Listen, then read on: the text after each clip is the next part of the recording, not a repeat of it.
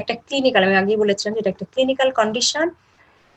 এখানে কি হয়, ইনক্রিজ ব্লাড গ্লুকোজ লেভেল কেন হয়? Due to insufficient or inefficient insulin.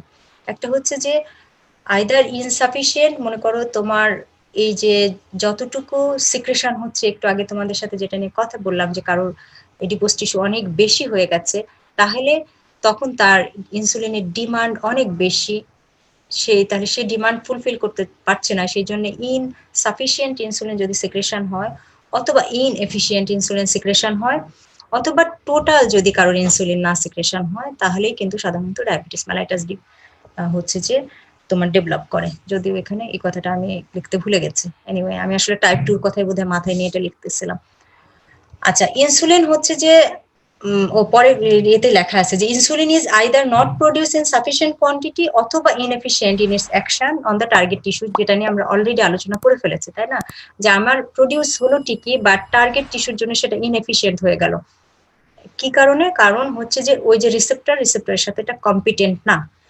যদি না হয় তাহলে আলটিমেটলি কি হয়ে যায়, ব্লাড গ্লুকোজ লেভেল বেড়ে যায়। ব্লাড গ্লুকোজ লেভেল যখনই বেড়ে যায়, রেনাল থ্রেশহোল্ড কত বলো তো? 180 মিলিগ্রাম পার ডে। 180 মিলিগ্রাম, তাই না, 180 মিলিগ্রাম পার ডে। এখন তোমার নর্মাল তো ব্লাড গ্লুকোজ লেভেল এত হওয়ার কথা না, যদি তোমার সবকিছু ঠিকঠাক থাকে, ইনসুলিন ঠিকঠাক মতো আসে। এখন তোমার ইনসুলিন হচ্ছে ইনসাফিসিয়েন্ট ইনসুলিন, অথবা একদম যদি টাইপ 1 হয় তাহলে টোটাল ইনসুলিন ডেফিসিয়েন্সি। এইসব ক্ষেত্রে তখন কি হবে, তোমার ব্লাড গ্লুকোজ লেভেল অনেক বাড়তেই থাকবে, এই বাড়তে বাড়তে এক সময় এটা কি হয়ে যাবে, 180 মিলিগ্রাম পার ডিএল ক্রস করে যাবে। যখন 180 মিলিগ্রাম পার ডিএল ক্রস করে যায়, তখন আলটিমেটলি এটা ইউরিনে চলে আসে। যে কন্ডিশনটাকে আমরা কি বলি, গ্লাইকোসিরিয়া।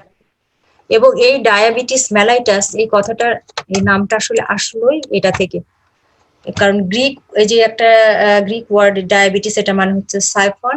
সাইফন মানে আসলে ওই যে আমরা যে ইউরিনেশন করি যেটা, সেটাই আসলে সাইফনের সাথে কম্পেয়ার করা হয়েছে। আর মেলাইটাস মানে সুইট।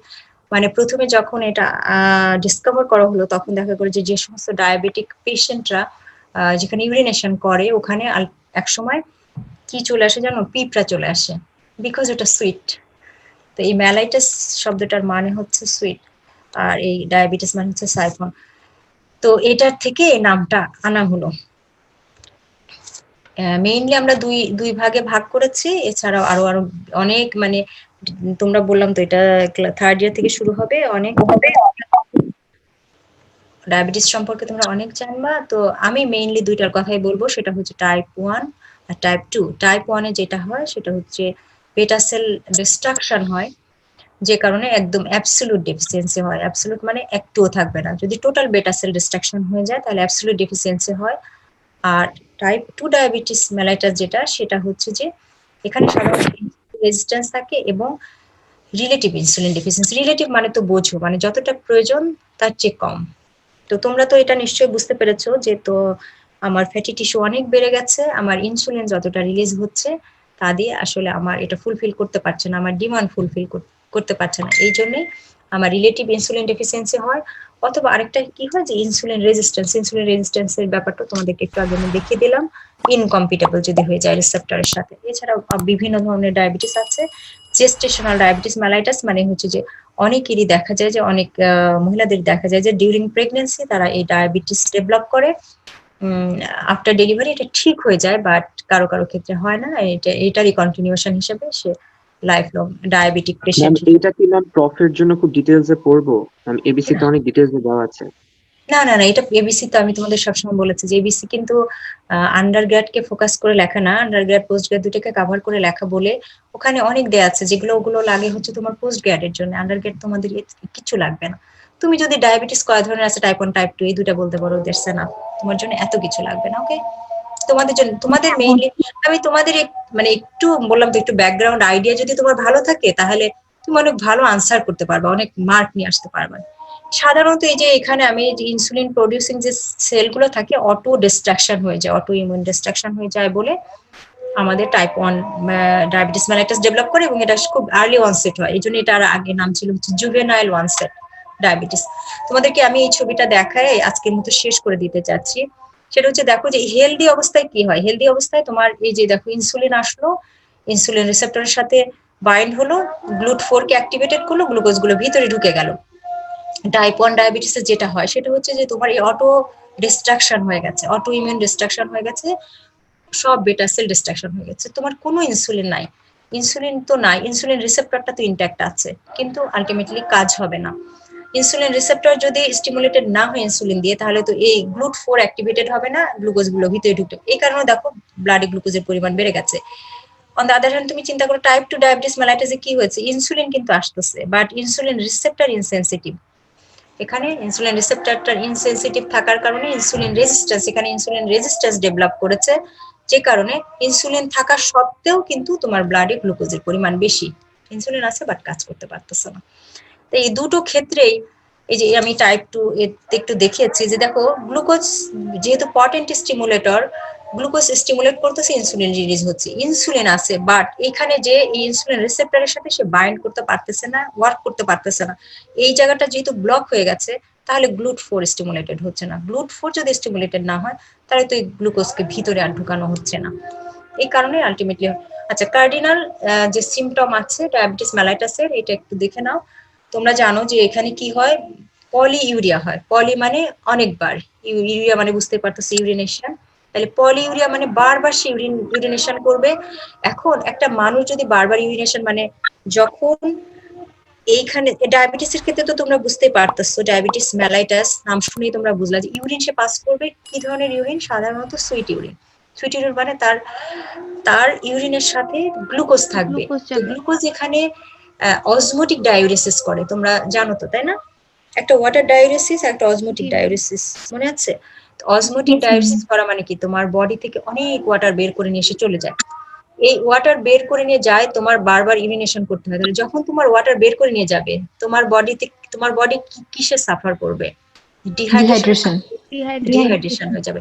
ডিহাইড্রেশন হওয়া মানেই তো আমাদের থার্স্ট সেন্টার স্টিমুলেটেড হয়ে যাবে। স্টিমুলেটেড। থার্স্ট সেন্টার স্টিমুলেটেড হয় বলেই সে পলিডিপসে এক্সেসিভ থার্স্টি থাকে, তখন সে বারবার করে পানি খাবে। এটা তাকে রিপ্লেস করতে হবে, ইউরিনেশন হয়ে বের হয়ে গেছে, রিপ্লেস করার জন্য সে বারবার পানি খাচ্ছে। আরেকটা জিনিস যেটা হয় সেটা হচ্ছে যে পলিফেজিয়া। দেখো মানে সাধারণত ডায়াবেটিক পার্সনরা অনেক বেশি হাংরি থাকে, দেখবা যে অ্যান্ড ওরা অনেক বেশি ক্রেভিং করে ফর হচ্ছে যে সুইট ফুড। ওই সুইট ফুডের জন্য অনেক বেশি তারা মানে এগার থাকে খাওয়ার জন্য। অনেকে তো আমি শুনি যে অনেকেরই প্যারেন্টস বা কেউ ডায়াবেটিক থাকে, ওরা ফ্রিজ তালা দিয়ে রাখে, স্টিল চুরি করে করে সবাই সুইট খায়, মিষ্টি জাতীয় খাবার। বিকজ কারণটা কি? কারণ হচ্ছে এটাই যে এই যে তোমরা তো স্যাটাইটি সেন্টার সাপ্রেসড। হুম? স্যাটাইটি সেন্টারটা সাপ্রেসড হয়েছে। না, স্যাটাইটি সেন্টার সাপ্রেস হয়ে যায় না বাবা। খেয়াল করে দেখো যে তুমি সমুদ্রের পানি যদি খাও, তাহলে কোন ধরনের তোমার যে ইয়ে ডিজঅর্ডার হবে, যে আমরা যেটা বলে থাকি গয়টার। না না না না না, সমুদ্রের পানি ভলিউম খেলে তোমার ডিসঅর্ডার, কি ধরনের পানি Hypertonic disorder হয়? hypovolemia. Hypertonic Hypertonic hypervolemia. hypovolemia. সমুদ্রের Ma'am, পানি খেলে hypotonic কি ধরনের পানি? hypovolemia. Hyper Hypertonic. Hypertonic hypovolemia. Hypo না তো, তুমি Hyper. অবশ্যই হাইপার Hypervolemia. আমি পানি খাচ্ছি তাহলে হাইপার হবে না? হ্যাঁ হাইপার হবে। পানি খাচ্ছ তো তুমি, পানিও দিচ্ছ লবণও দিচ্ছ, দুটোই দিচ্ছ, এতে এখানে লবণের পরিমাণ অনেক বেশি, সেই জন্য হাইপারটনিক হাইপারভলিমিয়া হবে।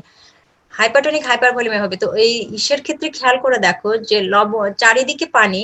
তো এই যে এইসব মানে এই পোয়েমটার কথা তোমাদের মনে আছে? এই পোয়েমটা water water Ma'am, everywhere, yes ma'am. many drop to drink, এটা তো আমরা প্রায় শুনি তাই না? আর water water everywhere not a single drop to drink. তো এই পয়েন্টটার মতো অবস্থা হয়ে যায় যে বাইরে এত বেশি বেশি গ্লুকোজ, কিন্তু সেলের ভিতরে তো ঢুকছে না। Cell is always hungry for metabolic fuel like glucose. আর সেলের হচ্ছে যে প্রেফার্ড ফুয়েল হচ্ছে, তোমরা দেখেছো হয়তো ইয়ে মোজাম্মেল স্যারের বইতেও দেখেছো যে মেটাবলিক ফুয়েল হিসেবে সব সেলই, কিন্তু কিছু তো সেল আছে এক্সক্লুসিভলি গ্লুকোজ ইউজার, আর মোটামুটি সব সেলই কিন্তু গ্লুকোজ হচ্ছে প্রেফার্ড ফুয়েল, মেটাবলিক ফুয়েল। এখন ওর বাইরে এত বেশি ফুয়েল, কিন্তু সে ওইটা খেতে পারছে না, ওই জন্য অলওয়েজ হাংরি থাকে, সেল অলওয়েজ হাংরি থাকে ফর গ্লুকোজ। বুঝতে পেরেছো? এই জন্য এত বেশি খিদা লাগে, এত খেতে চায়।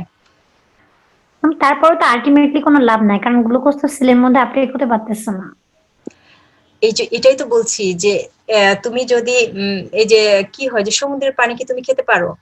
খেতে পারো না, কারণ সমুদ্রের পানি যদি বেশি এত লবণ যে তুমি খেতে পারবা না। আমি এইটার সাথে এই জন্যই তুলনা করতেছি যে যেমন সমুদ্রের পানি খাওয়া যায় না, বাইরে এত পানি কিন্তু তুমি খেতে পারতেছো না। এই ডায়াবেটিক পেশেন্টদের ক্ষেত্রেও এটাই বলা হয় যে বাইরে এত গ্লুকোজ, মানে সেলের বাইরে এত গ্লুকোজ, বাট সেই গ্লুকোজ তো সেলের ভিতরে যেতে পারছে না due to lack of insulin. ইনসুলিনের ল্যাকের কারণে সেলের ভিতরে ঢুকতে পারছে না। আর cell is always deprive from glucose. Cell তো গ্লুকোজ থেকে ডিপ্রাইভ থাকতেছে, তো সেলের মেটাবলিক ফিউয়েলের জন্য সে অলওয়েজ হাংরি থাকে গ্লুকোজের জন্য। সে যেহেতু গ্লুকোজের জন্য হাংরি থাকে, ও তো গ্লুকোজকে নিতে চায়। ও ভাবে যে আমি আবার খাবো, খেলেই বোধহয় আমি গ্লুকোজ পাবো, এই জন্য ওর স্যাটাইটি সেন্টার তো স্যাটিসফাইড হয় না। বুঝতে পেরেছো? তাহলে আজকের মতো এখানে শেষ করছি। Thank you very much.